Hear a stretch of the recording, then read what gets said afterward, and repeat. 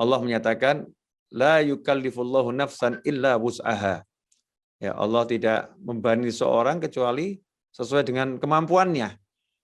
Allah menguji kita itu sesuai dengan kelasnya.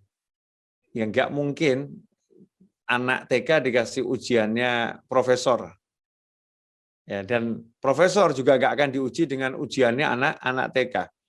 Sesuai dengan kelasnya masing-masing, sesuai dengan tingkatannya masing-masing.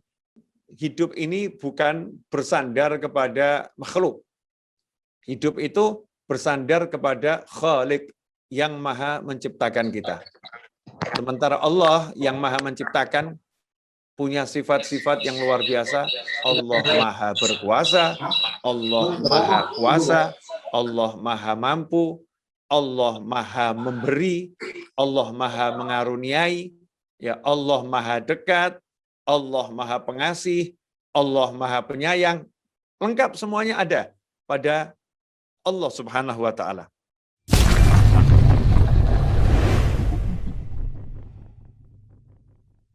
Asa yang tak pernah sirna.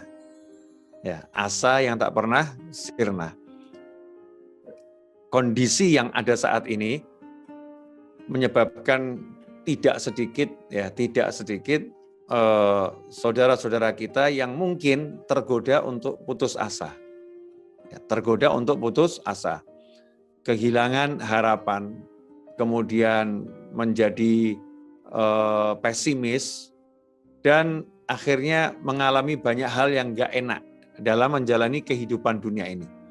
Hidupnya berubah drastis, yang tadinya enak menjadi tidak enak karena kondisi saat ini. Nah, mudah-mudahan berkat kajian kita pada malam hari ini, yang putus asa menjadi penuh asa, kemudian yang kurang bersemangat menjadi bersemangat, yang bingung menjadi tercerahkan. Sehingga nggak ada lagi yang beralasan dengan kondisi, seberat apapun kondisinya, beralasan kemudian dia menjadi orang yang tidak bersemangat, menjadi orang yang putus asa, menjadi orang yang kehilangan harapan, dan lain sebagainya. Kenapa saya katakan seperti itu? Karena kita sebagai manusia, fisik kita, ruhani kita, diciptakan oleh Allah Subhanahu wa taala siap untuk menghadapi segala macam kondisi yang ada di muka bumi ini. Allah menyatakan, la yukallifullahu nafsan illa wus'aha. Ya, Allah tidak membebani seorang kecuali sesuai dengan kemampuannya.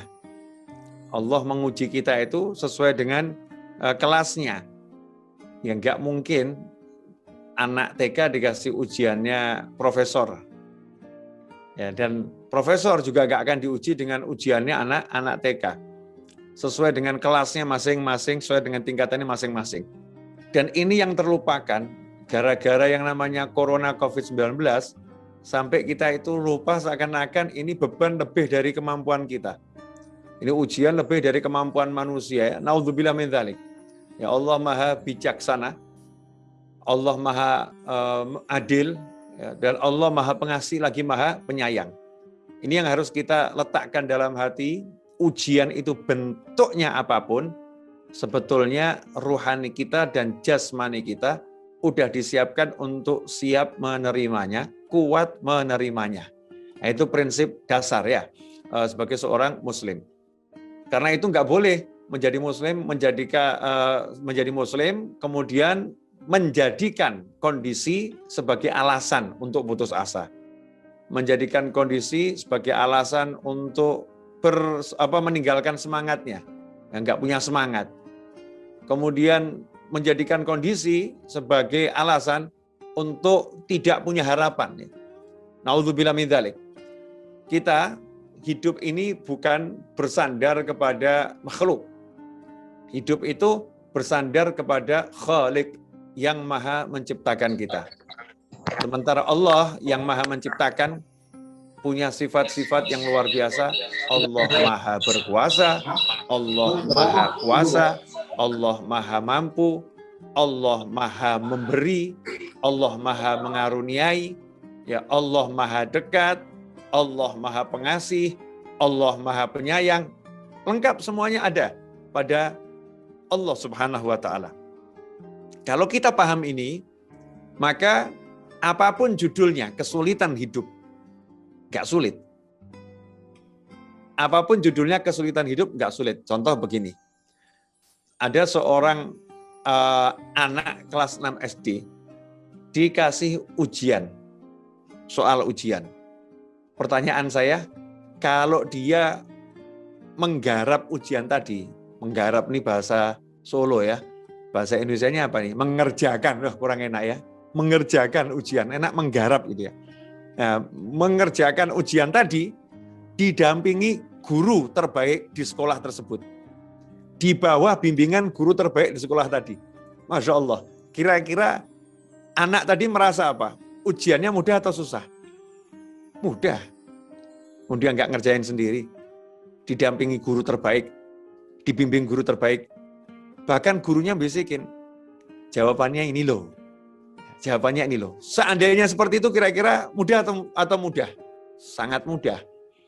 Nah, Allah Subhanahu wa Ta'ala tidak pernah meninggalkan hambanya. Hambanya yang meninggalkan Allah Ta'ala. Bodohnya kita itu didampingi Allah, dibimbing Allah, ya diperhatikan Allah, didengar Allah, tapi kitanya nggak mau ya berbicara dengan Allah. Kitanya nggak mau deket-deket dengan Allah. Kitanya nggak mau menerima petunjuk Allah. Kan na'udzubillah min dzalik. Seandainya kita ini pada prinsip dasarnya yakin, percaya pada Allah Ta'ala, maka kita akan mau mendengarkan Allah. Mendengarkan Allah. Kemudian kita mau, ya didekati Allah mau. Ya, nggak lari meninggalkan Allah, tapi lari mengejar Allah yang maha dekat dan mendekat. Kemudian kitanya mau, ya berbicara dengan Allah. Ya kitanya mau berbicara dengan Allah. Kitanya mau ngomong kepada Allah. Nah, ikhwani rahimakumullah, kalau kita mau seperti itu, mau mendekat, mau berbicara, mau ngomong kepada Allah Subhanahu wa Ta'ala, maka Allah akan menjawab, ud'uni astajib lakum. Ya, ud'uni astajib lakum. Panggil aku jawab panggilan kalian. Ini prinsip dasar. Sehingga apapun ujiannya, apapun masalahnya, apapun perkaranya, apapun kesulitannya, insya Allah nggak ada yang berat. Ringan, seringan-ringannya. Nah, kisah berikut akan membuktikan betapa Allah Subhanahu wa Ta'ala menjaga hamba-hambanya, Allah Subhanahu wa Ta'ala melindungi hamba-hambanya, Allah Subhanahu wa Ta'ala membimbing hamba-hambanya. Ya, insya Allah. Kisah apa itu? Kisah yang kita semua paham. Kisah yang kita semua sudah hafal, yaitu kisah ketika Nabi Ibrahim alaihissalam membawa istri dan anak beliau, yaitu Nabi Ismail alaihissalam. Ya, Nabi Ismail dan Siti Hajar berangkat ke suatu lagi di lembah. Sini nih. Ya, ke suatu lembah yang akhirnya nanti kita mengenal lembah tersebut dengan nama Makkah atau kota Mekkah. Bakkah kalau dalam Al-Quran. Bakkah. Makkah. Mekkah kalau kita sebut. Nah, lembah tersebut, lembah yang dikenal sebagai tempat yang gersang. Tempat yang nggak ada kehidupan. Tempat yang nggak ada air. Tempat yang nggak ada tetumbuhan. Tempat yang nggak ada teman, ya nggak ada teman. Allah membawa keluarga kekasih Allah, keluarga Khalilullah, keluarga Nabi Ibrahim alaihissalam oleh Allah dibawa ke sana. Nah, coba kalau kita kondisi ini kita bayangkan seperti zaman sekarang ya. Ya ini memang ngomong begini didengar mungkin berat ya diterima ya. Zaman sekarang ini kan zaman dengan banyak penyekatan. Demi kemaslahatan disekat di sana, disekat di sini. Ya, PPKM darurat. Ke sana nggak boleh, ya ke situ juga nggak boleh, jamnya dibatasin. Tapi masih banyak yang boleh. Saat itu istrinya Nabi Ibrahim dan anaknya Nabi Ibrahim, Nabi Ismail dan ibunya tidak boleh meninggalkan lembah tersebut. Perintah Allah. Taruh di situ, nggak boleh kemana-mana. Bisa kita bayangkan, bukan ditaruh di Bintaro, taruh di Bintaro, pegang aplikasi, iya.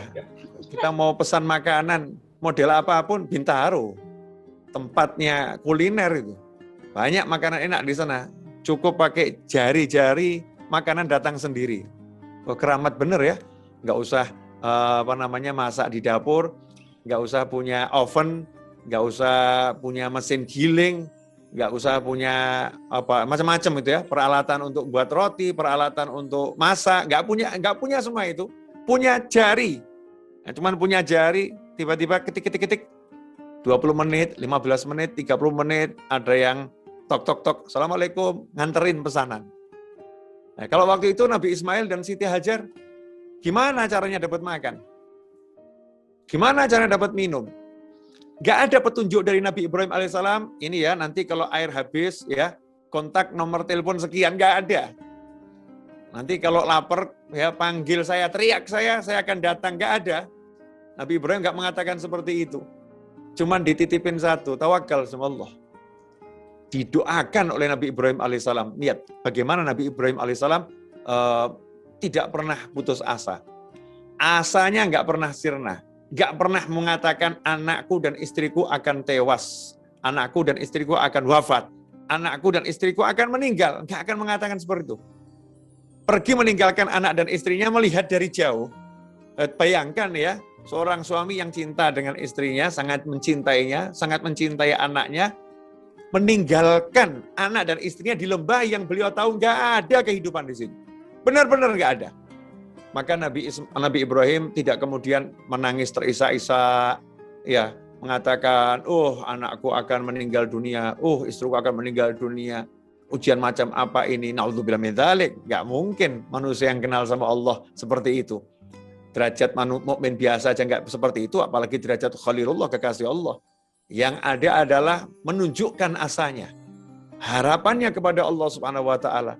Naik ke atas bukit dari kejauhan menatap anak dan istrinya, angkat tangan. Rabbi inni, duhai yang maha mengurusi aku. Duhai yang maha mengurusi jagat raya.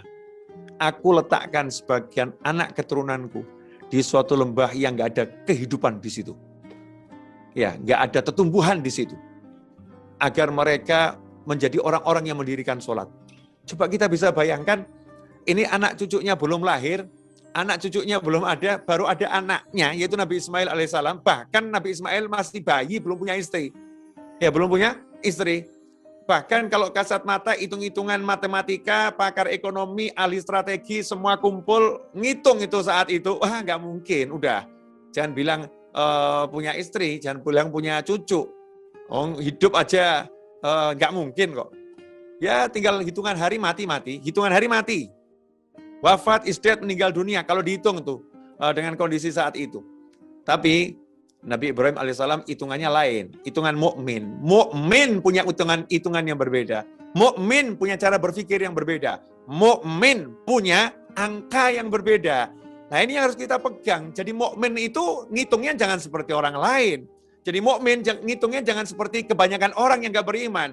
Kita punya iman, kita punya Allah, kita punya Nabi Muhammad Sallallahu Alaihi Wasallam. Jangan lupa, guide kita itu iman.